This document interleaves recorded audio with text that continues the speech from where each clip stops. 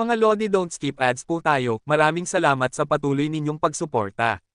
Paki-like and share naman dyan mga Lodi. At sa mga gustong mag-donate sa ating GCash or regular na load, mag-comment lang po tayo. Para patuloy tayong makapag-upload ng mga bagong kabanata. Marami pong salamat. Subaybayan natin ang kwento ng isang kabataang nangarap para sa kanyang mga mahal sa buhay. Mula sa pinakamahina tungo sa pinakamalakas. Alamin natin ang kwento ng kanyang buhay. Kabanata 1431 hanggang Kabanata 1440. Kabanata 1431. Kapag nakagawa na tayo ng sariling Geno Core, itinuturing na tayong mga adulto. At sa sandaling mangyari iyon, pinapaalis tayo mula sa Dark Spirit Shelter sa pag-asang makakaligtas tayo at magtatagumpay. May bahid ng lungkot na nakatago sa likod ng mga kurtina ng kanyang pananalita, sa kabila ng kanyang pagsisikap na magpakita ng tapang at pagmamalaki. Naisip ni Hansen, mukhang kontrolado ng Dark Spirit ang karamihan sa Underworld. Kung hindi nila mahigpit na hawak ang buong lugar, hindi nila hahayaang malayang pumasok at lumabas ang kanilang mga tao. Kaya, paano ko siya mapapasurface? Tiyak na hindi sila susunod sa atin doon, kaya ang pagkuha sa kanya para umalis sa lugar na ito ang tanging pagsubok. Pinag-isipan ni Hansen ang isang solusyon. At habang iniisip ito ni Hansen, ang kanyang atensyon ay naaakit sa isang boses sa labas ng yungib. Ling Mayer, nasa loob ka ba? Biglang nagbago ang mukha ni Ling Mayer.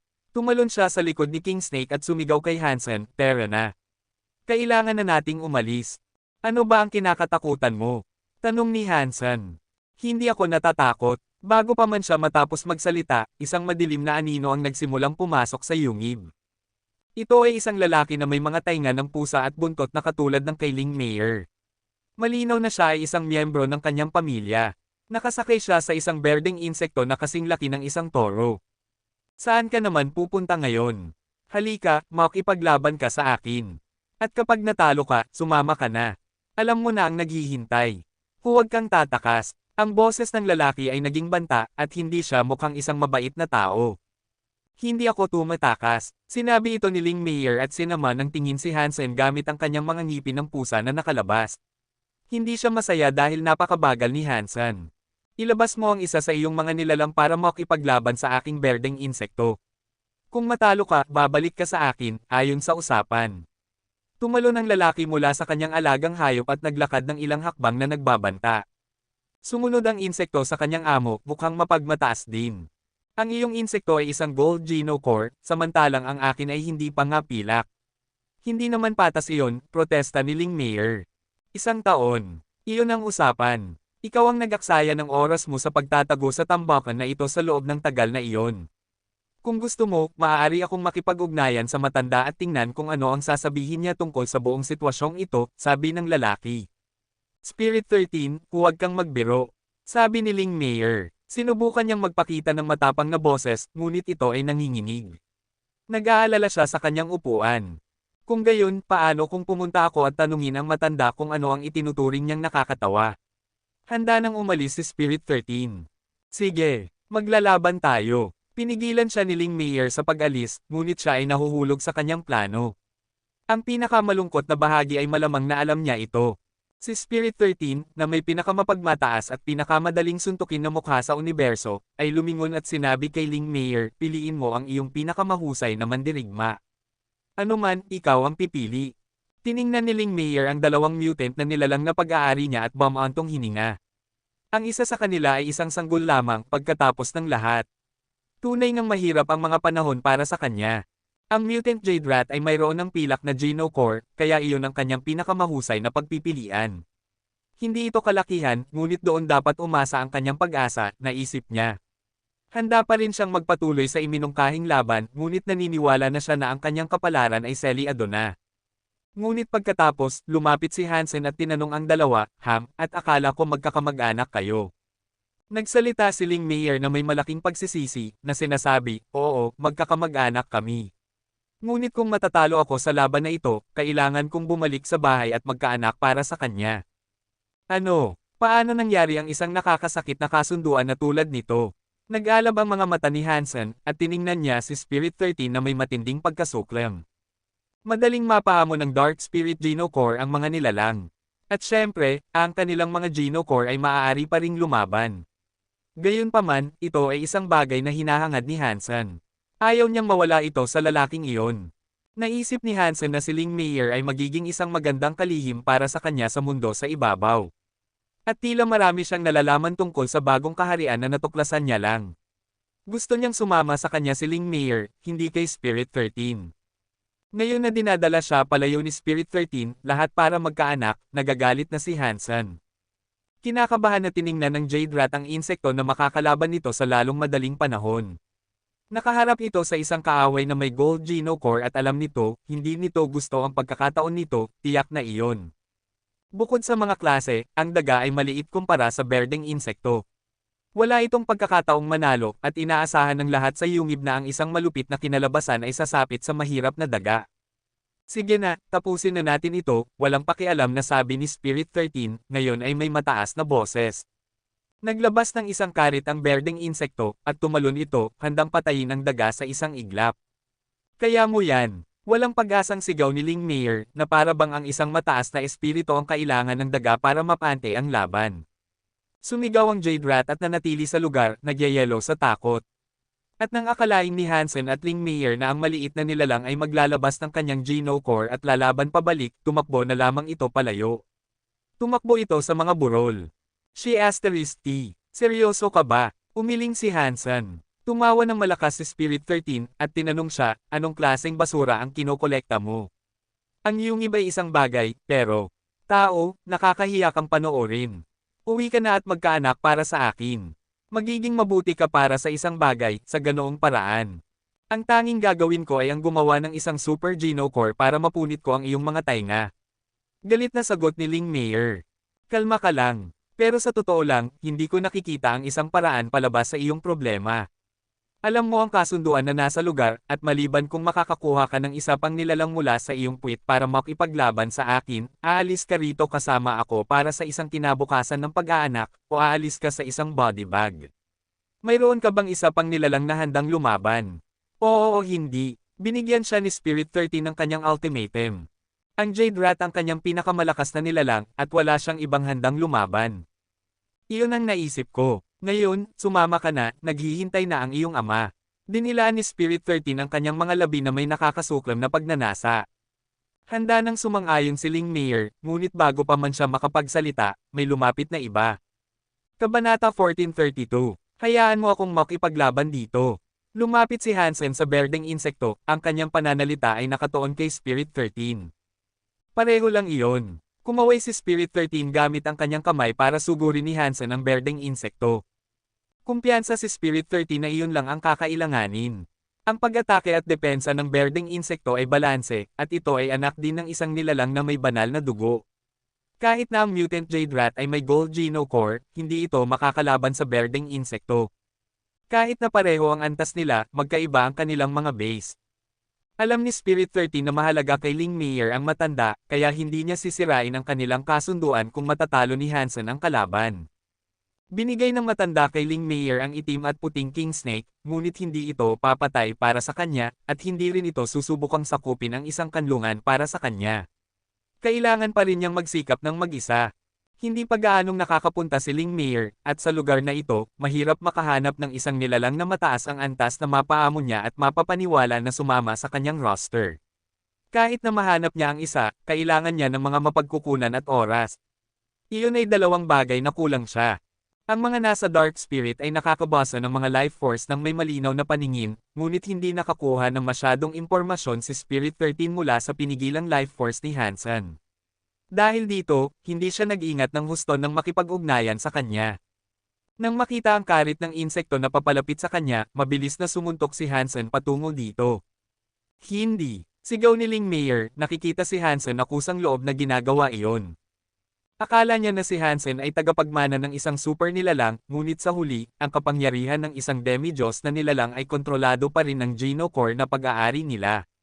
Kakasilang lang ni Hansen, kaya walang garantiya na mayroon siyang Geno Core, at kung mayroon man, magiging isang karaniwang tanso lang iyon. Sa pinakamabuti, makakalaban lang siya ng nilalang na may pilak na Geno Core. Ang pakikipaglaban sa isang Gold Geno Core ay magiging isang mahirap na gawain para sa sinumang individual. Ngayon na nilalabanan ni Hansen ang Karit gamit ang kanyang kamao, naniniwala siya na malamang na wala siyang Geno Core. Maaaring masaktan siya ng husto ng Gold Geno Core. Ito ay pagpapakamatay. Malamig na tumawa si Spirit 13. Gayunpaman, nang magtama ang kamao ni Hansen sa karit, nagbago ang ekspresyon ng lahat sa pagkabigla. Ang malaking berdeng karit, matapos bumagsak sa malupit na kamao ni Hansen, ay nagkawatak-watek na parang mga bituin. Matapos sirain ni Hansen ang Geno Core ng nilalang, nagpatuloy siya sa pagsuntok sa kabibe ng berdeng insekto. Agad na nawasak ang carapace, at mabilis na namatay ang insekto. Banal na dugo na nilalang green crystal bug ay napatay. Walang nakuha na kaluluwa ng hayop. Ang Geno Core ay nasira. Ang laman ay nakakain. Kainin ang laman nito para kumita ng 0 hanggang 10 banal na Geno Point ng random. Iyon ay isang simpleng paggamit lamang ng pisikal na lakas ni Hansen, at hindi pa niya ginagamit ang Super Spank. Na-max out na ni Hansen ang kanyang ordinaryo, primitive, mutant, at banal na Geno Point tally. Kailangan ng Green Crystal Bug ng isang hiyas na Geno Core para hamanin siya ng maayos. Ngayon na kayang patayin ni Hansen ang mga katulad ng iyon gamit ang kanyang simpleng pisikal na lakas, hindi na niya kailangang magsikap ng husto at mahirapan ang sarili.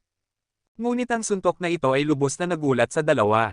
Ang ginawa lang ni Hansen ng napakasimple ay nangangailangan ng isang hiyas na Geno Core na banal na dugo na nilalang. Kahit na ang mga tagapagmana ng super nilalang ng Dark Spirit ay nangangailangan ng Gold Geno Core para maisigawa ang ginawa niya.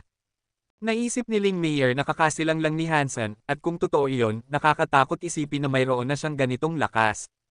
Mukhang masama si Spirit 13, at sinabi niya, hindi ako makapaniwala na nakaamo ka ng isang bagay na napakasama ng lakas. Pero babalik ako. Lumipad palayo si Spirit 13 pagkatapos noon. Nandoon si King Snake na nagbabantay sa kanya, kaya hindi siya makakagawa ng masama sa kanya kahit nasubukan niya. Dollar! Ang galing mo! Siguro ikaw ay anak ng pinakamalakas na super nilalang. Ang iyong magulang ba ay isang super nilalang na galit, iniisip ko. Mas mahusay ka kaysa sa akin. Ang aking mga magulang ay may banal na dugo ng mga gene sa kanila, hindi sila purong super nilalang. Tumakbo si Ling Meyer patungo kay Hansen para sabihin ang kanyang sasabihin. Sa tingin ko, sabi ni Hansen. Si Ling Meyer ay tagapagmana ng isang super nilalang, ngunit siya ay mayroon lamang isang tansol na Geno Core. Kulang din siya sa mga kasanayan sa pakikipag-ugnayan sa lipunan na nagpapadali sa kanya para lokohin ni Hansen. Ngayon, masyadong tamad si Hansen para mag-imbento ng isang kwento. Matapos patayin ni Hansen ang Green Crystal Bug, talagang gusto ni Ling Meyer na manatili si Hansen. Sa kasamaang palad para sa kanya, hindi niya iniisip na mayroon siyang anumang bagay na magpapahintulot sa kanya na manatili sa kanya, lalo na't sinimulan na niyang kainin ang kanyang pagkain. Mayor, sinabi mo bang may isang gold shelter malapit dito na walang nagmamay-ari? Pero na, kunin natin iyon, sabi ni Hansen. Hindi na nararamdaman ni Ling Meyer na siya ay isang master, ngunit nakita niyang nakakagulat na masaya. Tinanong niya si Hansen, oo, alin doon? May ilang sa kanila. Wala siyang alam, kaya kailangan ni Hansen na kunin mismo ang shelter. Nagtanong siya ng ilang tanong, at pagkatapos ay pumunta siya para makahanap ng mas ligtas na lugar para tumira. Kailangan din ni Hansen na gumamit ng teleporter para bumalik sa Alliance. Kailangan niyang mag-check-in tuwing kaya niya, dahil mag-aalala ang pamilya kung mawawala siya ng matagal. Sa loob ng isang kanlungan sa ilalim ng lupa, mukhang masama si Spirit 13. Pinagalitan siya ng isang dark spirit na kamukha niya. Naamo ko ang Green Crystal Bug para sa iyo. Paano ka natalo kay Ling Meyer? Matigas na nagsalita ang dark spirit na lalaki. Tatay, nakahanap siya ng isang napakasama ng lakas na nilalang na nagdurog ng Gold Geno Core at isang suntok lang na pinatay ang insekto. Mapait na nagsalita si Spirit 13. Mukhang malungkot ang dark spirit na lalaki, at sumagot siya, gaano na ba katanda si Ling Meyer? Paano nangyari na nakaamo niya ang isang nilalang na tulad nyon? Ama, totoo ang sinasabi ko sa iyo. Nakita ko ito ng aking sariling mga mata. Nagmumura ng husto si Spirit 13. Kung totoo nga ito, dapat ay dahil tinutulungan siya ng matanda ng hayagan. Narinig ni Spirit 13 ang komento na may pagkabigla, at sinabi niya, sa tingin mo ba binigyan siya ng matanda ng nilalang? Malamig na tumawa ang dark spirit na lalaki at sumagot, si Ling Meyer ay karaniwan lang. Ang dugo ng kanyang mga magulang ay kalahati lamang na super dugo, ngunit nakuha niya ang lahat ng benepisyo na maibibigay sa kanya ng mga gene na iyon. Dapat iniisip ng matanda na maaari siyang maging isang super Geno Core, kung hindi, hindi niya ibibigay sa kanya ang kanyang alagang hayop na Snake King. Kung pinoprotektahan siya ng matanda, nangangahulugan iyon na wala akong pagkakataon. Kumunat ang noo ni Spirit 13. Hindi dapat masira ng matanda ang kanyang sariling batas. Tutulungan kita na makuha si Ling Mayer para mapabuti ang ating sariling lahi. Malamig na tumawa ang Dark Spirit na lalaki. Kabanata 1433. Papunta sina Hansen at Ling Mayer sa isang gintong kanlungan. Ang Underworld ay isang malawak na labyrinth na nagtatampok ng lahat ng uri ng mga lugar. Gumagapang sa maraming bato ang mga makapal at matitibay na baging. Maaaring mga genoplant ba ang mga baging na ito? Tanong ni Hansen kay Ling Mayer, itinuturo ang baging. Pamilyar sa kanya ang mga baging. Hindi kasing lakas ng aquavine ang mga baging, at higit sa lahat, halos parang ordinaryo at pangkaraniwang mga baging sa hardin. Ito ang banal na baging ng Underworld. Sinusuportahan nila ang buong mundo, kami rito sa ibaba ay ang mga tagapagtanggol nito. Kapag nakakuha na tayo ng hiyas na Genocore, pinapayagan tayong bumalik sa Dark Spirit Shelter. Iyon ang lugar na naglalaman ng pangunahing baging, paliwanag ni Ling Mayer. Nakakaproduce ba ng prutas ang banal na baging, at kung gayon, kapaki-pakinabang ba ang mga ito? Tanong ni Hansen na puno ng pagkamausisa. Ngumiti si Ling Mayer at sinabi, nakakaproduce ito ng prutas, oo. Ngunit sinabi ng matanda na isa lang ang naproduce nito. Tungkol naman sa kung kailan muling maghihinog, walang nakakaalam. Hindi kailanman umalis ang matanda sa kanlungan dahil sa mga tuntunin ng kasunduan ng 100 tribo, ngunit nananatili rin siya doon upang bantayan ang baging. Kung nais ng iyong matanda na protektahan ito ng ganito, dapat ay isang napakamalakas na bagay iyon, sabi ni Hansen. Nag-isip sandali si Ling Mayer, bago sinabi, may isang prutas na kasalukuyang nasa baging, ngunit hindi pa ito hinog. Hindi niya sinabi sa akin kung ano ang ginagawa nito, ngunit naaalala ko noong maliit pa ako, pinaupo niya ako sa tabi nito at hinawakan ito. Hindi ko maalala na may kakaiba rito. Inilarawan ni Ling Mayer ang hugis at laki ng prutas at pagkatapos ay sinabi, ngunit hindi ko alam kung paano ang lahat ng mga baging ay nakakaproduce lamang ng isang maliit na prutas na tulad nito. Nagulat si Hansen nang marinig ang paglalarawan ni Ling Mayer dahil napagtanto niyang pinag-uusapan niya ang isang kalabasa. At nang malaman niya ito, parang tinamaan ng kidlat ang kanyang utak. Alam na niya ngayon kung bakit pamilyar sa kanya ang baging. Ang mga baging na nagsilang kay Bauer ay eksaktong kahawig nito. Ang tanging pagkakaiba ay ang mga baging na nakita niya noon ay bulok, at iyon ang dahilan kung bakit hindi agad nag-ugnay ang kanyang isip. Matapos marinig ang sinabi niya, napagtanto niya ngayon na ang banal na baging ang magiging hitsura ng mga baging na iyon kung hindi pa sila natuyo. Gumuhit si Hansen ng hugis ng isang kalabasa sa lupa at nagtanong, ganito ba ang hitsura ng prutas? Oo, nakita mo na ba ito dati? Tinapik ni Ling Mayer ang kanyang ulo pagkatapos, at nagpatuloy sa pagsasabi, teka, kakasilang mo lang. Imposible na nakita mo na ito dati. Nagulat si Hansen. Ang kalabasang iginuhit niya ay eksaktong kapareho ng lumabas ni Bauer. Nangangahulugan ba iyon na may koneksyon si Bauer sa banal na baging? Maraming beses nang naisip ni Hansen ang tungkol dito sa nakaraan, at palagi siyang interesado na matuto ng higit pa tungkol sa pinagmulan ni Bauer. Ang mga tao lamang o mga nilalang na may dugo ng tao ang makakapunta sa pagitan ng mga santuwaryo at ng alliance. Galing si Bauer sa kalabasa, kaya malamang na wala siyang mga jin ng tao. Ngunit kung gayon, paano siya nakakapunta sa pagitan ng dalawa? Kung malalaman ni Hansen ang higit pa tungkol sa banal na baging, may pagkakataon siyang matuklasan ang higit pa tungkol sa pinagmulan ni Bauer. Ngunit kulang ang kaalaman ni Ling Mayer tungkol sa baging, at malamang na ang matanda lamang ang nakakaalam ng marami tungkol dito. Talagang gusto ni Hansen na suriin ang banal na prutas ngayon, upang makita kung ito ba ang kalabasa ni Bauer. Ngunit kailangan ni Ling Mayer ng isang hiyas na Genocore bago siya payagang bumalik sa kanlungan. Hindi mahina si Ling Mayer, ngunit bata pa siya at hindi pa lumaki. Kung wala si Snake King, maaaring napatay na siya. Mahirap sabihin kung kailan siya makakakuha ng hiyas na Genocore. Matapos kunin ang kanlungang ito, dadalhin ko si Bauer at hahayaan kong tingnan niya ang baging. Nagdesisyon si Hansen na tulungan si Ling Mayer na sakupin ang isang gintong kanlungan. Ang mga kanlungan ng Underworld ay hinukay mula sa bato ng kaharian mismo.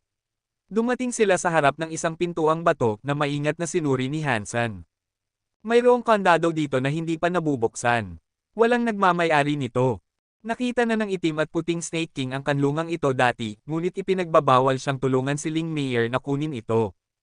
Habang pinagmamasdan ng malaking istruktura, napansin ni Hansen ang pagkakaroon ng maraming nakakatakot na simbolo ng maskara na nagpapaganda sa mga bato. Karaniwan, ang mga simbolo na nagpapaganda sa pintuan ng isang kanlungan ay konektado sa kapangyarihan ng kanlungan. Gayunpaman, hindi masabi ni Hansen kung ano ang ipinahihiwatig nito. Batay sa laki ng pintuan, hindi naniniwala si Hansen na ang kanlungan ay magiging partikular na malaki. Ito ay alinman sa isang pilak o gintong kanlungan. Ito na iyon. Binuksan ni Hansen ang kandado at binuksan ito. Pumasok sina Hansen at Ling Mayer sa lobby ng lugar na iyon, habang naiwan si Snake King sa likod. Talaga bang makuha natin ang lugar na ito para sa ating sarili? Mukhang hindi mapakali at hindi sigurado si Ling Mayer. Ang lobby ay may isang mesa ng bato at ilang upuan ng bato. Sa pinakamalayong pader mula sa kanila, mayroong isang malaking larawan ng isang gintong maskara. Ang maskara ay kapareho ng nakita niya sa pintuan ng kanlungan, ngunit ang gawaing ito ay mas maganda kaysa sa mas magaspang na mga exhibit sa labas. Ngunit bago pa man sila makalapit dito, biglang nabuhay ang gintong maskara at tumakbo patungo sa kanila. Wala silang gaanong pagkakataon para makuha ang kanilang mga Geno Core upang tumugon sa banta, at ang papalapit sa kanila ay parang isang gold Geno Core. Mabilis na tumugon si Hansen sa pamamagitan ng pagbaril ng isang barya patungo dito. Matatag na naitanim ang barya sa noo ng gintong maskara, ngunit hindi nito napigilan ang maskara habang papalapit ito kay Hansen. Kumunat ang noo ni Hansen. Ang isang barya ay maaaring masyadong mahina, kaya nagpaputok siya ng maraming barya patungo dito. Kabanata 1434. Nalaglag ang mga barya sa gintong maskara, ngunit hindi nagpatinag ang multo. Gamit ang kanyang kamao, sumulong si Hansen para suntukin ang gintong maskara, at nang malapit na magtama ang kanyang kamao dito, tumagos ang kanyang kamay dito. Parang isang makalangit na bagay. Sa sumunod na segundo, maayos na naipwesto ang gintong maskara sa mukha ni Hansen. At nangyari iyon, nakaramdam si Hansen ng kakaibang pagdaloy ng kapangyarihan sa kanyang utak. Alipin, sumunod ka sa aking mga utos at bibigyan kita ng kapangyarihan. Umungal ang gintong maskara na may malakas na boses, na may pananalita na nagtangkang salakayin ang isip ni Hansen.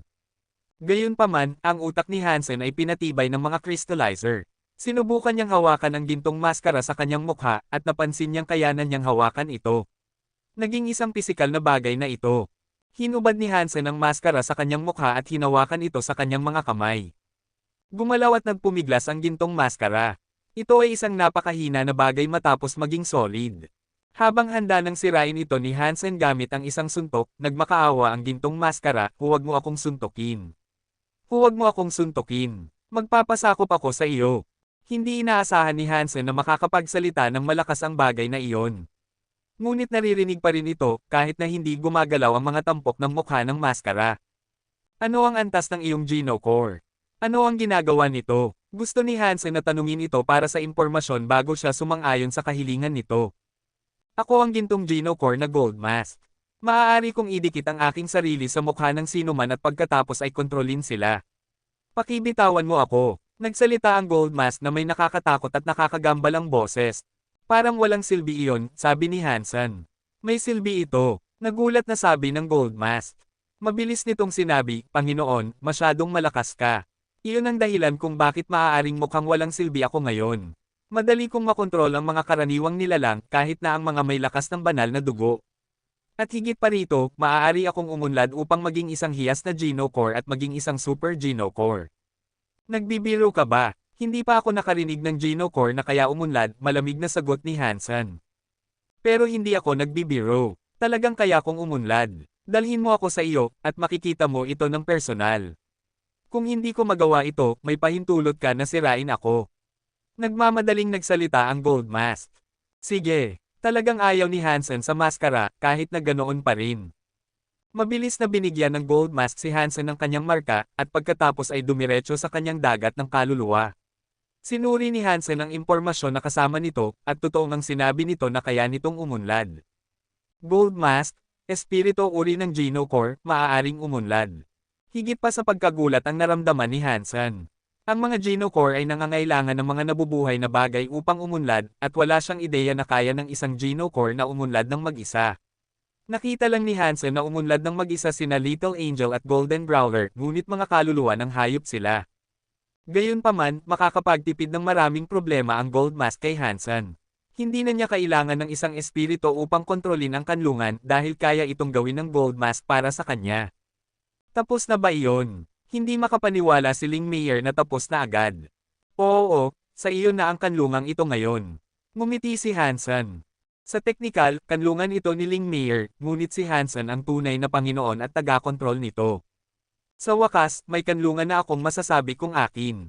Masayang binuksan ni Ling Mayer ang pintuan para papasukin si Snake King at ang iba pang mga nilalang niya. Nakita na ni Hansen ang kanyang pagkakataon ngayon para mag-sneak back sa Alliance at kunin si Bauer para makita niya ang banal na baging. Ngunit nang bumalik siya sa bahay, nagulat si Hansen. Ilang araw na ang nakalipas nang pumunta si Luolan para bisitahin si Hanyan sa paaralang militar, habang sina Mr. at Mrs. G ay umalis para ayusin ang ilang mga bagay-bagay. May problema sa negosyo ni Jianran, kaya naiwan lang si Bauer para alagaan si Little Flower habang wala ang iba. Maaaring maliit ang hitsura ni Bauer, ngunit kaya niyang alagaan si Little Flower ng matagal. Mayroon ding maraming mga AI droid sa bahay na tumutulong. Mababait silang lahat. Nakatitig si Bauer kay Little Flower habang sumisipsip ng bote ng gatas. Ginagawa rin ito ni Little Flower, ngunit nakangiti. Inilagay ni Bauer ang isang mahinahong kamay sa panga niya at biglang tumayo, tumakbo sa silid ni Jianran, at naghukay ng ilang mga produktong pampaganda. Huwag kang gagalaw, Little Flower. Gagandahin kita. Kinuha ni Bauer ang isang tubo ng lipstick at ilang eyeliner na may nakakatakot na ngiti sa kanyang mukha. Masayang nakangiti si Little Flower kay Bauer na may hindi nagbabagong ekspresyon, habang gumuguhit si Bauer sa kanyang mukha, paminsan-minsan ay humihinto sa paghanga sa gawa niyang ginawa sa kanyang human canvas. Habang masaya siyang ginagawa ito, huminto siya. Naramdaman niyang may pumasok sa bahay. Ang bahay ni Hansen ay nasa isang lumang bayan. Hindi ito isang napakaganda o mamahaling kapitbahayan, at wala ring masyadong mga mahahalagang bagay sa bahay. Gayunpaman, nanirahan doon ang bawat henerasyon ng pamilya, at dahil ayaw ni Luolan na lumipat mula doon, doon sila lahat nanatili. Isang lalaki ang nagbukas ng pinto at palihim na pumasok sa bahay, isinara ang pinto ng kasing ingat niyang kaya. Akala ko ang unang super aristokrate ng Alliance ay magkakaroon ng mas magandang bahay kaysa dito. Isang master thief ako, napakadali ng lugar na ito para sa akin na pasukin. Nagsasalita ang isang lalaki sa kanyang sarili. Tumingin-tingin ang lalaki at pagkatapos ay kumuha ng isang gadget. Pinindot niya ang ilang mga button at hindi na gumana ang lahat ng alarm system. Kahit na ang mga robot ay hindi na rin gumana pagkatapos noon. Napakadali nga nito. Akala ko mahihirapan ako. Isang super aristokrata, ang biyanan ng presidente, ay nagpas siyang manirahan sa tambakan na ito na halos walang seguridad. Diretso lang na naglakad ang lalaki papunta sa susunod na silid. Nang pumasok siya doon, nakita niya sina Bauer at Little Flower. Dapat ang mas maliit ang target, pero bakit kaya nagbabayad ng napakaraming pera ang lalaking iyon para sa kanya? Alam ng lalaki na walang tao sa bahay, at ang target niya ay si Little Flower. Kabanata 1435. Si Tang Rube ay may palayaw na ghost hand. Tinawag niya ang kanyang sarili na pinakamahusay na magnanakaw, at sa pamamagitan ng paggamit ng pinakabagong teknolohiya, hindi pa siya nabibigo sa isang trabaho sa loob ng mahigit 60 taon. May nagbayad sa kanya ng mataas na halaga para magnakaw ng anak ni Hansen na si Little Flower, at iyon ang dahilan kung bakit siya nasa Planet Roca. Naghintay siya hanggang sa umalis ang lahat bago pumasok para matapos ang kanyang layunin. Ang mga tao ngayon ay napakasimple. Umiasa sila sa mga robot para gawin ang lahat para sa kanila. Kahit na ang isang baguhang magnanakaw ay makakagawa ng trabahong ito nang walang kahirap-hirap. Nagsasalita si Tang Rube sa kanyang sarili, habang papalapit siya kay Little Flower. Gusto mo ba ng ice cream, bata? Nakangiting mainit, nagalok si Tang Rube ng Blue Gemstone ice cream. Sinabi sa kanya ng kliyente na si Bauer ay hindi isang tunay na tao, kundi isang alagang kaluluwa ng hayop. Hindi ito nakikipaglaban, at wala itong ibang gusto kundi ang ice cream. Tito, mabait ka? Sabi ni Bauer. Masayang tinanggap ang ice cream. Naisip ni Tang Rube, ito ang tinatawag mong tunay na talento. Kung aaminin kong ako ang pangalawang pinakamahusay na magnanakaw sa universo, walang magiging una. Habang dinidilaan ni Bauer ang kanyang ice cream, maingat na lumapit si Tang Rube para buhatin si Little Flower at sinabi, "Baby, dalhin kita sa isang masayang lugar." Ngunit bago pa man niya mahawakan ng sanggol, naramdaman niyang may humawak sa kanyang damit na may kuryenteng pakiramdam. Agad siyang lumingon para makita kung ano ang problema. Napakahusay ng kanyang mga pandama, at hindi niya napansin ang presensya ng ibang tao sa bahay. Ngunit kakaiba, hinihila pa rin ang kanyang damit. Hindi pa siya nahuli kahit kailan sa lahat ng taong aktibo siya, at kung mabibigo siya ngayon, ang kanyang imahe at reputasyon ay masisira magpakailanman. Pagkatapos lumingon, napansin niyang nakatitig sa kanya si Bauer. Pa, alam kong walang makakauwi agad. Bumantong hininga si Tang Rubei, hindi nakakita ng ibang tao doon. Halos tumalon ang kanyang puso sa dibdib. Patuloy kang kumain ng ice cream mo, bata. Ngumiti si Tang Rubei kay Bauer at muling lumapit para buhatin si Little Flower. Hinihila na naman ang kanyang damit at nang lumingon siya para tingnan, sinabi sa kanya ni Bauer, tapos na ang ice cream ko. Gusto ko pa. Nakaramdam si Tang Rubei ng pananakit ng ulo.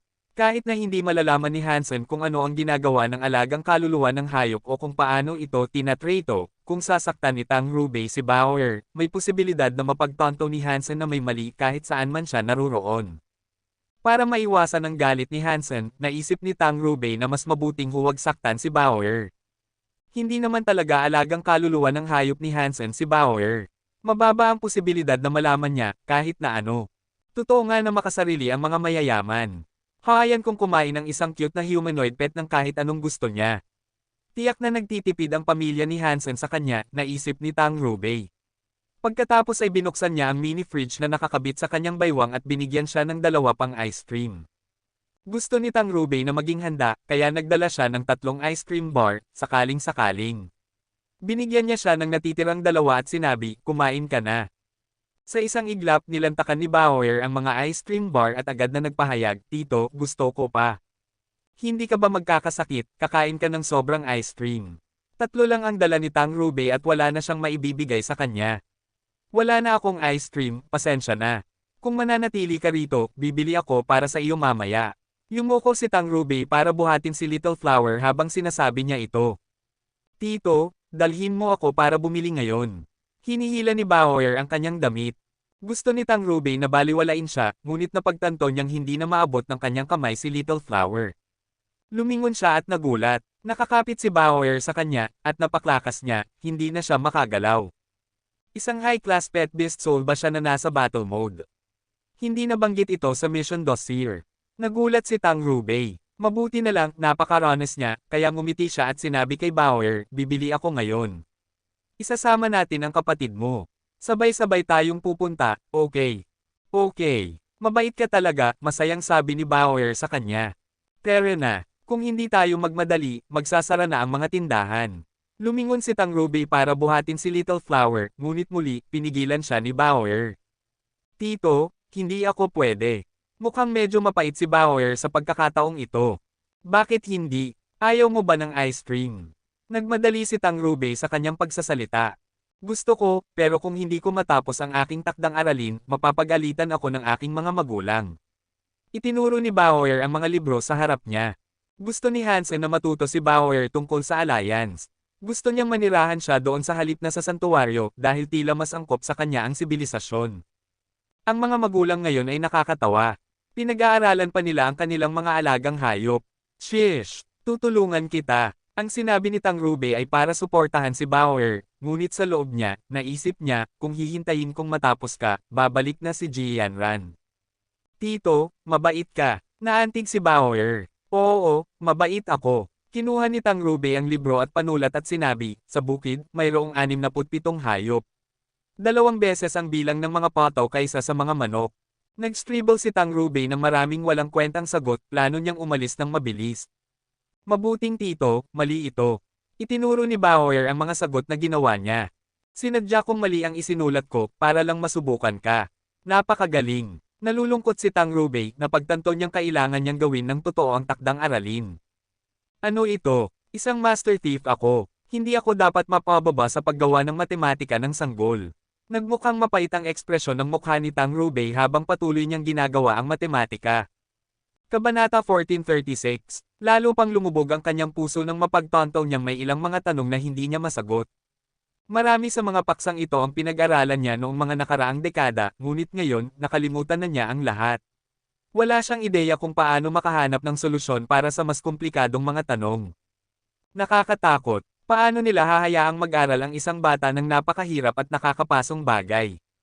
Tiyak na sisirain nito ang kanilang pagkabata. Dapat patayin ang gumawa ng aklat na ito, galit na nagpahayag si Tang Rubei. Sinubukan siyang aliwin ni Bauer sa kanyang pagkabalisa na sinasabi, tama ka. Dapat mong patayin ang aking ama. Pero kailangan mo pa ring gawin ito. Bakit hindi tayo magpahinga at bumili ng ice cream? Kung may mangyari, tutulungan kita at tatakpan kita. Tinapik ni Tang Rube ang kanyang dibdib. Umiling si Bauer at sinabi, hindi, kailangan nating gawin ito ngayon. Kung hindi ko matapos ito bago siya bumalik, sisirain niya ulit ako gamit ang kanyang sinturon.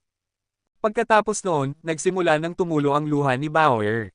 Ano ba ang halimaw na iyon? Paano mapapasailalim ang isang batang-bata sa ganoong kakilakilabot na pagprato?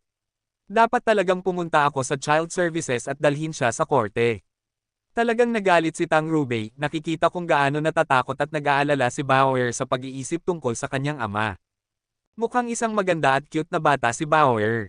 Ang pag-iisip na mapapalo siya ng sinturon ay magagalit sa sinuman. Nang matuto si Tang Rube sa sining ng pagnanakaw, madalas na kinukuha ng kanyang guro ang kanyang letigo kung nabigo siyang isagawa ang kanyang mga pagsasanay ng may katumpakan na inaasahan. Alam na niya kung ano ang nararamdaman ni Bauer, at nakikiramay siya sa kanya. Huwag kang mag-alala, tatapusin ko ang mga pagsasanay na ito para sa iyo. Hindi ko hahayaang masaktan ka ulit. Wala nang ibang magawa si Tang Rube kundi ang tapusin ang kanyang takdang aralin para sa kanya. Hindi siya pwedeng umalis at hayaan siyang mapailalim sa ganoon, hindi ngayon. Binuksan ni Tang Rube ang kanyang computer at hinayaan ang PC na tapusin ang hindi niya magawa. Tumagal ng 1 oras ang makina para matapos ang lahat. Mabuting tito, ang talino mo, kaya mo ang lahat. Tumingin sa kanya si Bauer na puno ng paghanga. Natapos niya ang buong takdang aralin sa loob ng 1 linggo na ibinigay sa kanya ng kanyang mga magulang. Nakaramdam din ng pagmamalaki at pagmamayabang si Tang Rube. At sa kanyang pagmamayabang, sinabi niya, wala iyon. Nakaranas na ako ng mas masahol pa. Dapat tayong bumili ng ice cream ngayon, di ba? Kung hindi tayo magmadali, magsasara na ang lahat ng tindahan. Umabot si Tang Rube kay Little Flower na nag-udyok kay Bauer na sumigaw, mabuting tito. Huwag mo siyang hawakan. Bakit? Ano iyon? Nagulat si Tang Rube na iniisip na maaaring natuklasan na niya na siya ay isang masamang tao. Pero nagpanggap pa rin siyang kalmado. Nagtapat si Bauer, matapat na sinabi sa kanya, mabuting tito, natatakot ang aking mga magulang na may susubok na magnakaw sa aking kapatid. Kaya, naglagay sila ng isang makina sa kanya. Kung may hindi kilalang tao ang hahawak sa aking kapatid, mag-a-alarm ito. Kung malalaman ng aking mga magulang at lolo't lola na ako ang nagpapasok ng estranghero at kukunin ang aking kapatid, lagot ako. Papatayin nila ako dahil lang sa pagpapapasok ko sa iyo. Huminga ng maluwag si Tang Rube, alam niyang hindi pa nasa Syra ang kanyang pagkukunwari. Alam kong isang super aristokrata at ang biyena ng presidente ay hindi talaga gagamit ng ganoong murang at pangit na seguridad. Pero hindi pa ako nakarinig ng ganyan dati. Nilagay ba ang device na ito sa loob ng bata? Kung hindi makukuha ni Tang Rube ang sanggol, paano niya matatapos ang kanyang misyon? Habang nag-iisip siya ng ideya kung ano ang gagawin, tumakbo si Bauer sa kanyang silid. Bumalik siya na may hawak na remote na agad niyang ibinigay sa kanya. Pagkatapos ay sinabi niya, mabuting tito. Alam kong mabait ka, kaya kailangan mong pindutin ang button na iyon para patayin ang seguridad at ang alarm nito sa maikling panahon. Tinanggap ni Tang Rube ang remote at nakaramdam ng kaunting tuwa sa tulong na ibinigay sa kanya, at sinabi niya, Bauer, napakabait mo. Bibilhan kita ng 10, hindi, 20 ice cream bar. Salamat. At oo, kailangan mong itutok ito sa kanyang mukha. Mukhang masaya si Bauer. Inilagay ba ang device sa kanyang utak? Ginamit ni Tang Rube ang remote kay Little Flower, at kumislap ang ilaw sa kanyang mukha. Nakatingin si Little Flower kay Tang Rube sa buong panahon, ngunit ang ilaw ay nagbigay sa kanya ng hindi inaasahang pagkabigla. Nagnguso si Little Flower, at nagsimula ng tumulo ang luha sa kanyang mga mata. Malapit na siyang umiyak ng malakas. Kailangan mo siyang aliwin, dali. Kung hindi, papaluin ako ng aking mga magulang. Nagmadali si Bauer na iutos kay Tang Rube. Nag-aalala rin si Tang Rube na ang pag-iyak ay makakaakit ng atensyon sa kanya, kaya mabilis niyang binuhat si Little Flower. Hawak ni Tang Rube si Little Flower, ngunit ngayon na niyayakap siya ng isang estranghero, doon nagsimula ang tunay na pag-iyak. Huwag kang umiyak. Habang handa ng aliwin ni Tang Rube ang sanggol, isang kakaibang puwersa ang lumabas kay Little Flower. Naipit siya, at nawasak ang buong silid na kinatatayuan nila. Lumipad siya palabas patungo sa pond. Sa kabutihang palad, si Tang Rube ay isang surpasser. Sapat na ang tigas ng kanyang katawan para hindi siya agad mamatay. Hinailan ni Tang Rube ang kanyang sarili palabas sa pond at bumalik sa bahay na basang-basa. Tumingin siya sa mga bata na may apoy sa kanyang mga mata. Hawak ni Bauer si Little Flower na tumigil na sa pag-iyak. Pasensya na, nakalimutan kong sabihin sa iyo na may intruder explosive device din siya. Pero huwag kang mag-alala, pinatay ko na ito ngayon. Pero na, sabi ni Bauer, nakatingin sa kanya. Nagduda si Tang Rube kay Bauer pagkatapos noon. Nakatayo siya doon na basang-basa, ang kanyang buhok ay itim at nag-aapoy. Mukhang nasa masamang kalagayan siya. Mukhang hinala siya kung ilalabas niya ang mga bata sa kalye ngayon. Mabuting tito, kung makikita tayo ng mga tao sa kalye, sasabihin nila sa aking mga magulang. At pagkatapos, papaluan nila ulit ako. Gamitin mo ito. Hinailan ni Bauer ang isang malaking malite na may gulong at sumakay dito kasama si Little Flower. Medyo hamupa ang mga hinala ni Tang Rube pagkatapos noon. Ang gusto lang niyang gawin ay isara ang malite at makalabas na doon. Ngunit dahil nasa loob si Bauer, hindi maisasara ang malita. Sinubukan niyang itulak pababa ang kanyang ulo para magkasya siya. At biglang pumasok si Hansen. Kabanata 1437. Nakita ni Hansen ang isang malaking butas sa gilid ng kanyang bahay, at isang matandang lalaki na nagmamadaling itinutulak ang ulo ni Bauer papasok sa isang malita. Si Bauer mismo ay nakahawak kay Little Flower na ang mukha ay namumula na parang nagdudugo. Ano ang ginagawa mo? Tumingin si Hansen sa lalaki na may sobrang galit, halos bamulong siya ng mga salita sa pamamagitan ng kanyang nakakuyom na ngipin. Mabilis siyang naging parang demonyo na lumabas mula sa apoy ng impyerno. Nanatili si Tang Rube sa kanyang kinatatayuan, ngunit lumingon para tingnan si Hansen. Tumalon siya at sinabi, pakisabi, huwag. Pakinggan mo ako, hindi ganoon ang hitsura nito. Tatay, magnanakaw siya. Gusto niyang kunin si Little Flower, malakas na nagpahayag si Bauer. Pwede mong ipaliwanag sa impyerno. Sumabog ang kapangyarihan ni Hansen parang bulkan habang tumalon siya para suntukin ang lalaki ng maraming beses. Katsa! Katsa! Arg! Nakasuspend si Tang Rube sa ere habang ang isang geyser ng mga suntok ay bumuhos sa kanya mula sa itaas at sa ibaba na parang malakas na ulan. Nabali ang lahat ng buto ni Tang Rube, at ang kanyang mukha ay napangit na hindi na makikilala. Nang ihagis siya ni Hansen ng kanyang susunod na suntok, umikot siya sa ere na may baluktot na katawan. Patay na sana siya sa loob ng isang segundo kung hindi lang gusto ni Hansen na panatilihin siyang buhay. Na-dislocate ang lahat ng buto ni Tang Rube.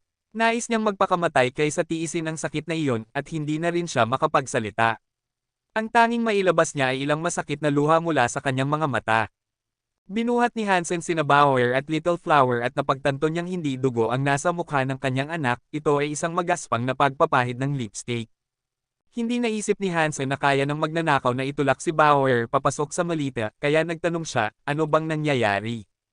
Tumingin si Bauer sa kanyang ama na may pagka-inosente at sinabi, gusto kong gawing maganda ang aking kapatid pero wala akong sariling make-up. Ayaw parusahan ni Hansen si Bauer, kaya hinaplos niya ang ulo nito at sinabi, nasaktan ka ba? Wala kaming dalawa na nasaktan. Pinoprotektahan ko siya. Nagsalita si Bauer na may kaunting pagmamalaki. Tinapik ni Hansen ang ulo ni Bauer at tinawag sina Jianran at ang kanyang biyenan. Labis na nagalit si Ji Raogen at nagpadala siya ng isang tao para arestuhin ang magnanakaw na halos nakidnap sa kanila. Hindi kayang tanungin ni Hansen mismo ang lalaki, ngunit may mga tao si Ji Raogen na makakagawa nito para sa kanila. Makalipas ang 2 araw, na-dig up na ang background ni Tang Rube. Sa kasamaang palad, hindi alam ni Tang Rube kung sino ang kliyente. Ang pakikitungo ay napagkasundoan at naisagawa sa pamamagitan ng isang interstellar pirate organization. Ang mga pirata ay nasa isang lugar na nasa pagitan ng bula ng espasyo ng Shire at ng bula ng espasyo ng tao. Tuwing hinahabol sila ng mga tao, makatatakas sila sa pamamagitan ng pagtakas sa mga teritoryo na pinamamahalaan ng Shire. Tuwing hinahabol sila ng Shire, makatatakas sila sa pamamagitan ng pagtakas sa mga teritoryo na pinamamahalaan ng tao. Nakipagkasundo sina Tang Rube at ang kliyente gamit ang pirate organization bilang middleman. Hindi sila nagkita ng direkta. Sobrang galit ni Ji Raogen, kaya nakipagkasundo siya sa Shire para magpadala ng isang pangkat ng mga barko para sirain ang base ng mga pirata. Nahuli ang mga pirata, ngunit kahit sila ay hindi alam kung sino ang kliyente. Sino ang gustong magkidnap sa aking anak? Malinaw na gusto nilang kunin siya para sa kanilang sariling layunin at hindi siya patayin. Pero bakit? Marahil hindi nila gusto si Little Flower, pero sa pamamagitan ng paghawak sa kanya bilang hostage, magagamit nila siya para takutin ako. Kung gusto lang nila si Little Flower, ang pinakamalaking posibilidad para sa ganoong pagsasabuatan ay sina Luo Haitang at marahil ang Blood Legion. Pero sa totoo lang, maraming kaaway ako. Ang listahan ng mga taong maaaring gustong takutin ako ay napakahaba. Malalim ang iniisip ni Hansen. Ano man ang kaso, naalala niya na may anak siyang kailangang protektahan ng husto. Walang makakidnap kay Little Flower sa Alliance, kung hindi sana nila hinanap si Tang Robei. Ang pinakamagandang paraan para matiyak ang kanyang kaligtasan ay ang panatilihin si Bauer sa kanya sa lahat ng oras.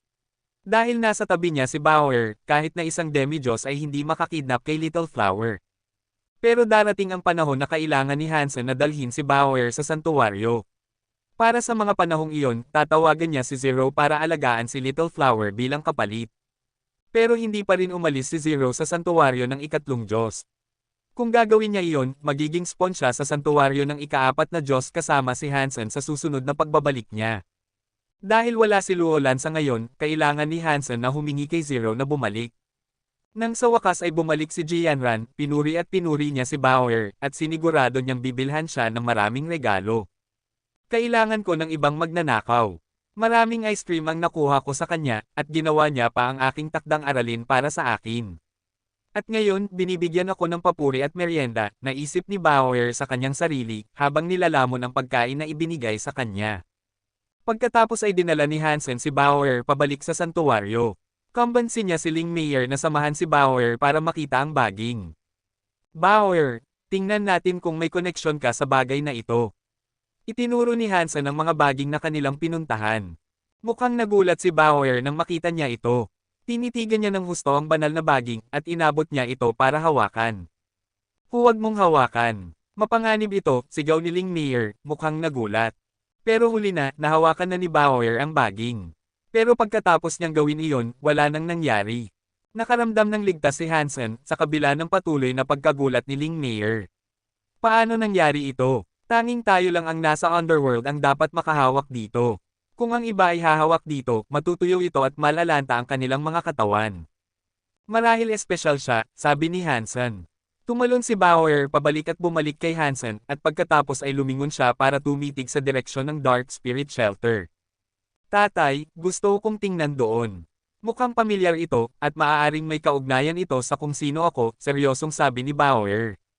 Kabanata 1438. Gusto ni Hansen na makita ang banal na baging at ang banal na prutas na nasa Dark Spirit Shelter. Maraming super nilalang ang nakatira sa lugar na iyon, kaya alam niyang hindi siya basta-basta makakapasok doon. Hintayin mo lang at pupunta tayo, sabi ni Hansen. Habang handa na siyang bumalik sa kanilang kanlungan, nakarinig siya ng isang tunog na nagmumula sa isang malapit na tunnel. Parang tunog ng daga na ngumunguya ng kahoy.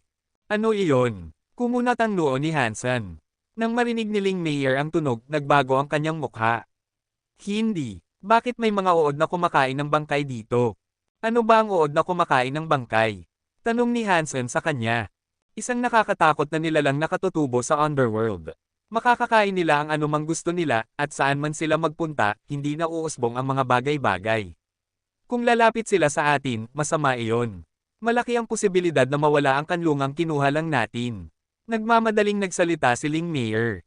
Ano ang antas nila? Tanong ni Hansen. Mga nilalang na may banal na dugo sila. Pero mabilis silang tumubo, at ang kanilang mga hiyas na Geno-core ang nagpapalakas at nakakatakot sa kanila. Walang pagkakataon ng mga nilalang na nasa parehong antas na masira ang kanilang mga kabibe, maliban kung hindi pangkaraniwan ang kanilang lakas. At kung hindi mo masisira ang kanilang mga kabibe, hindi mo sila mapapatay. Ang mukha ni Ling Mayer ay naging mapait dahil sa pagkaayaw niya sa kanila, at nagpatuloy siya sa pagsasabi, pero hindi pa sila nakakarating sa direksyon na ito dati. Bakit sila lumilitaw dito ngayon? Kaya bang gawin ng Snake King ang tungkol sa kanila?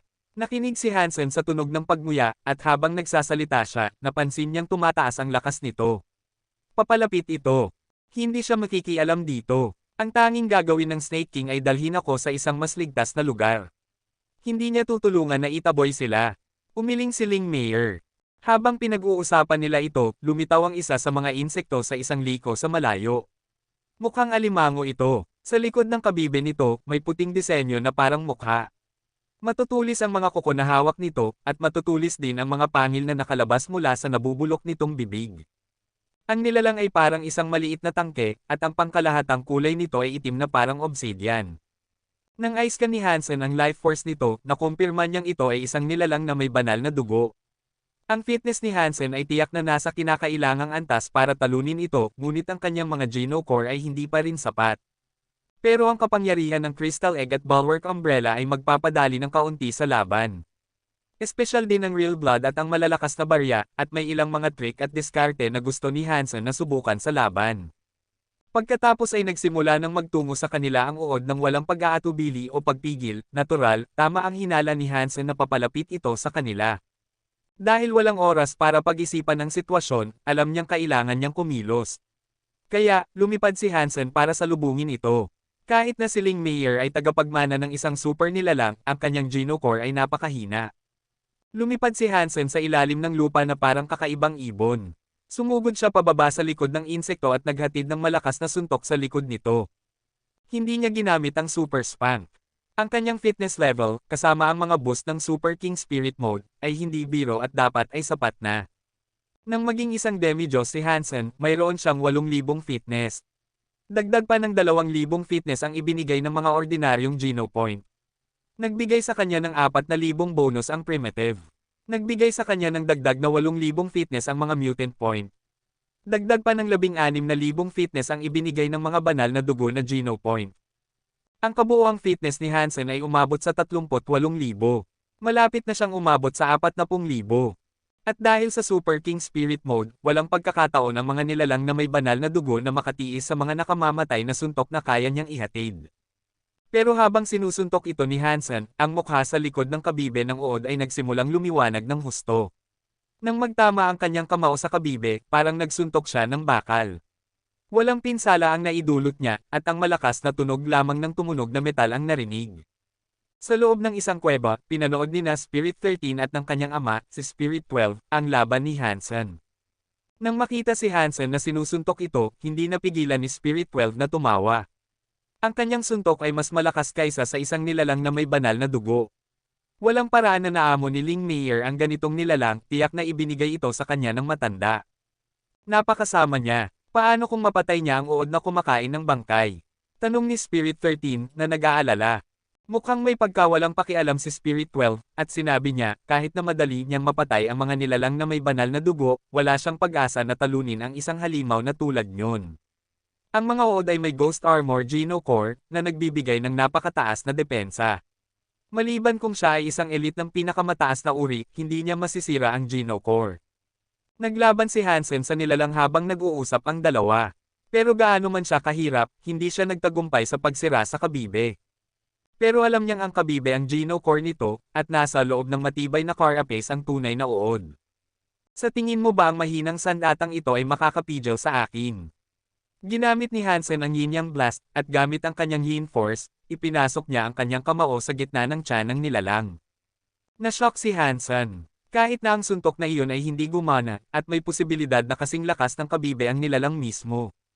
Gumiling ang mga kuko ng insekto sa mga bato habang gumagalaw ito. Napagtanto nitong hindi nito kayang harapin ang pangunahing umaatake sa kanya, si Hansen, at naisip nitong mas magiging madaling target si Ling Meier. Pupunta ito sa kanya. Nagtago si Ling Meier habang nagkakamot ang uod sa lupa na naghahanap sa kanya. Pagkatapos ay pumunta ito sa mass shelter. Sarado ng mahigpit ang pintuan ng kanlungan, at mayroong mga ward na nakalagay.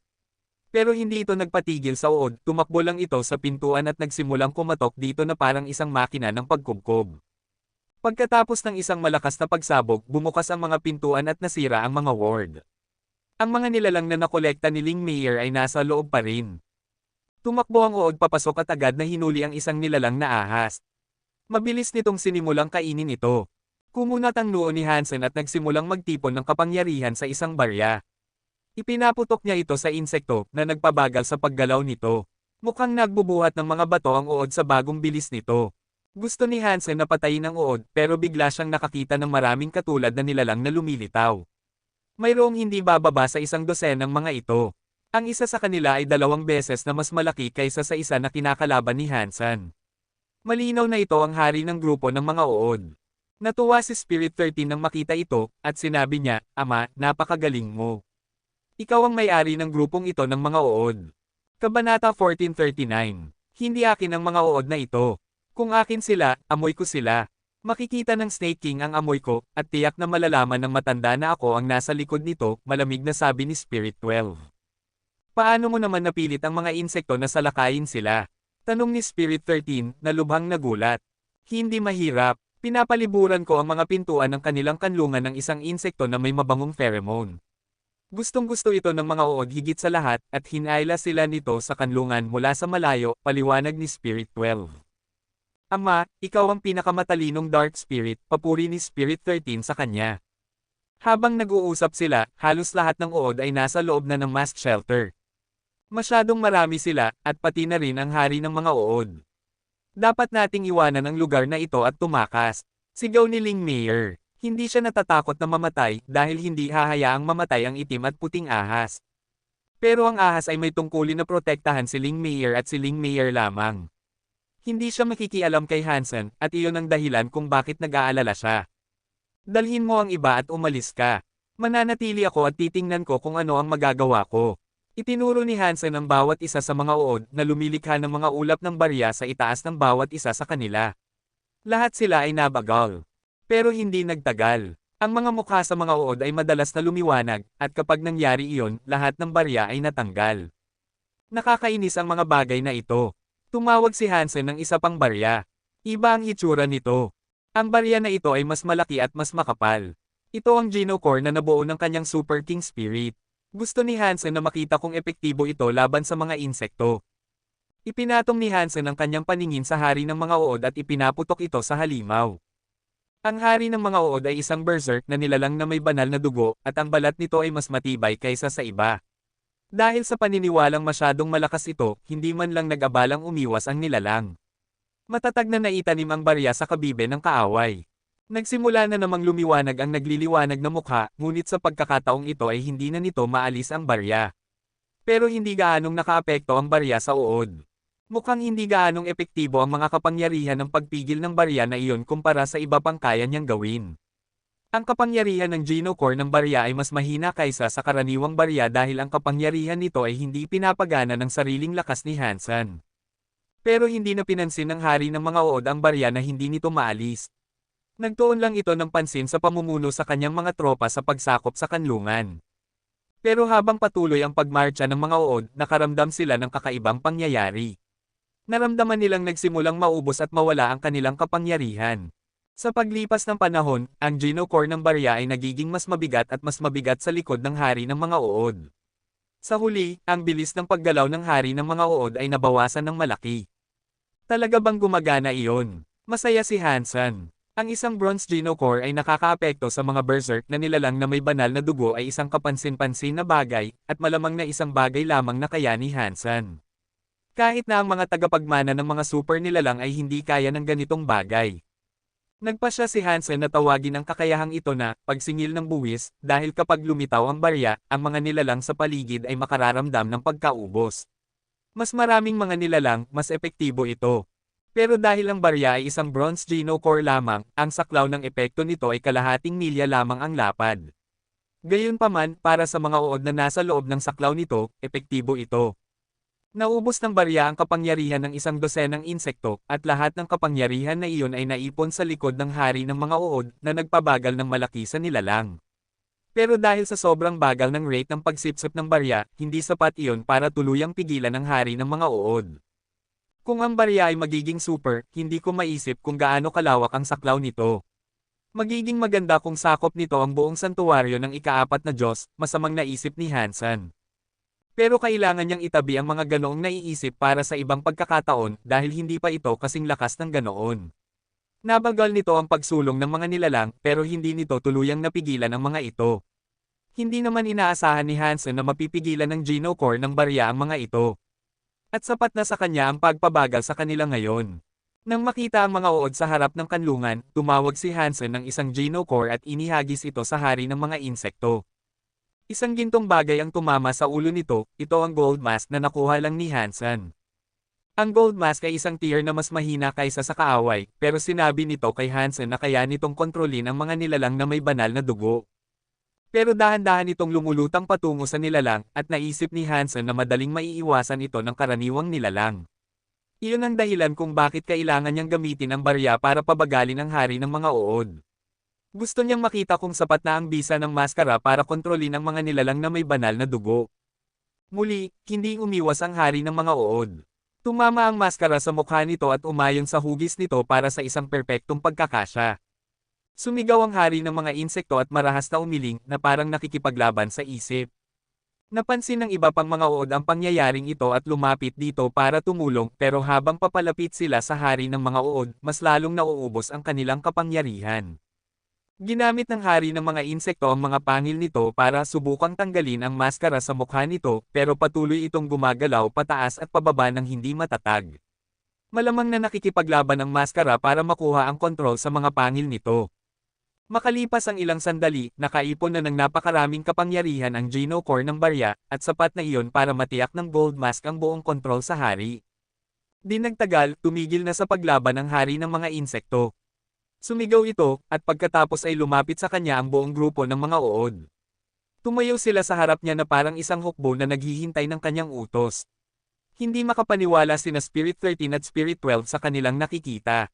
Kabanata 1440. Ibinalik ni Hansen ang Geno Core ng barya na nasa ibabaw pa rin ng hari ng mga uod, at sa sandaling matanggal ito, bumalik na ang kapangyarihan ng lahat ng nilalang. Marahil iyon ang isa sa mga disbentahan ng Geno Core.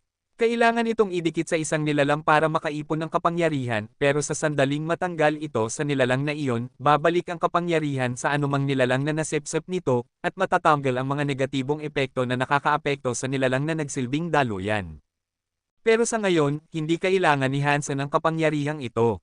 Nakuha na ng Gold Mask ang kontrol sa hari ng mga uod, at dahil dito, nakuha na rin nito ang kontrol sa mga mas maliliit na uod. Ngayon, lahat sila ay yumuyuko kay Hansen.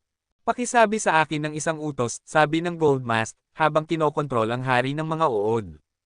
Ito ay isang Gold Geno Core lamang, kaya tiyak na nakatulong ng malaki ang barya para mapagtagumpayan nito at makuha ang isang berserk na nilalang na may banal na dugo. Pero hindi lang nito nakuha ang hari ng mga insekto. Kaya nitong sumipsip at pakainin ang sarili mula sa kapangyarihan ng nakulong na nilalang at gawing mas malakas ang sarili. Masayang tumingin si Hansen sa 40 uod na nasa harap niya.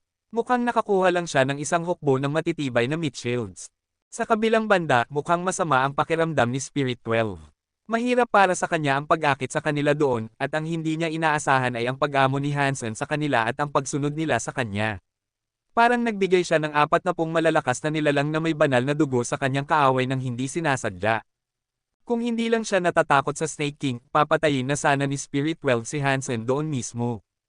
Tatay, ano ang gagawin natin? Masyadong malakas ang lalaking ito.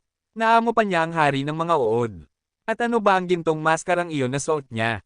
Nagulat na tanong ni Spirit 13.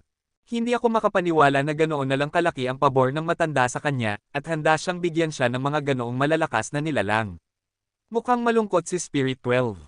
Ibig sabihin ba nito na hindi ko siya magiging asawa? Mukhang malungkot si Spirit 13. Mukhang berde si Spirit 12, at sumagot siya, makakasama rin siya sa ating pamilya sa huli. Maaaring hindi purong dugo ang kanyang dugo, pero mayroon siyang lahat ng mga benepisyong kailangan mo. Kung makakasex ka sa kanya, tiyak na makakakuha ka ng isang malakas na anak.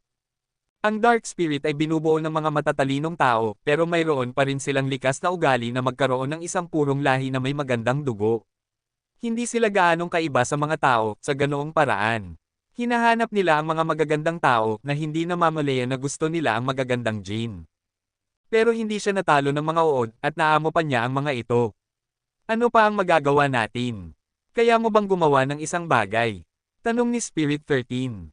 Tumawa si Spirit 12 at sinabi, mag-iisip tayo ng isang bagay, pero sa ngayon, bumalik na tayo.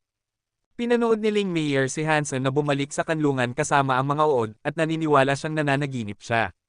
Hindi siya makapaniwala na biglang naging miyembro ng kanyang kanlungan ang isang berserk na hari ng mga uod na may banal na dugo.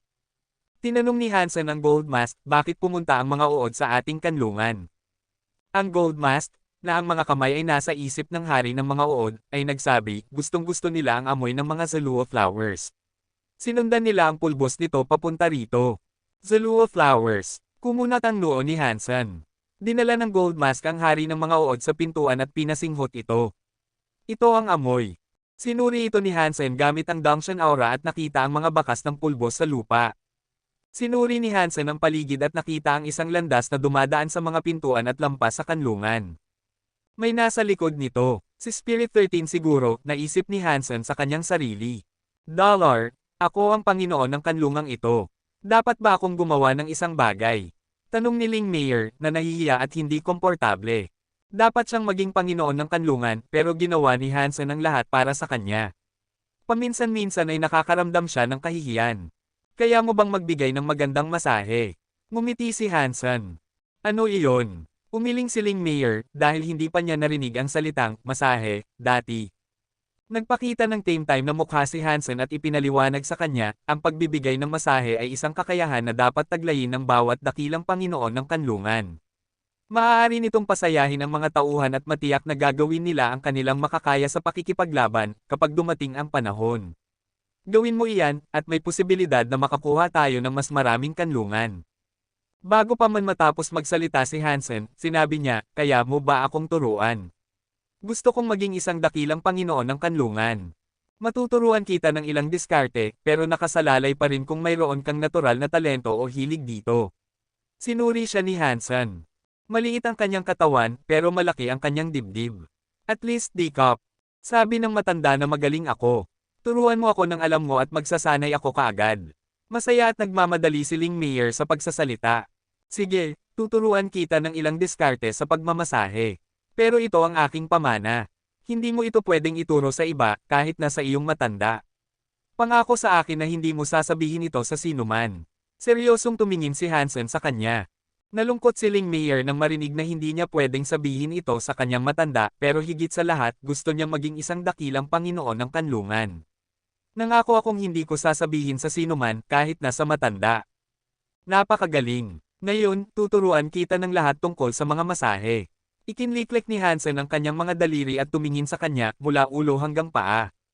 Makalipas ang ilang oras, nakahiga si Hansen sa isang airbed. Nakaluhod si Ling Mayer, paulit-ulit na tinatapik ang kanyang katawan. Mukhang medyo nalilito si Ling Mayer, at tinanong niya, talaga bang gumagana ang masahe na ito?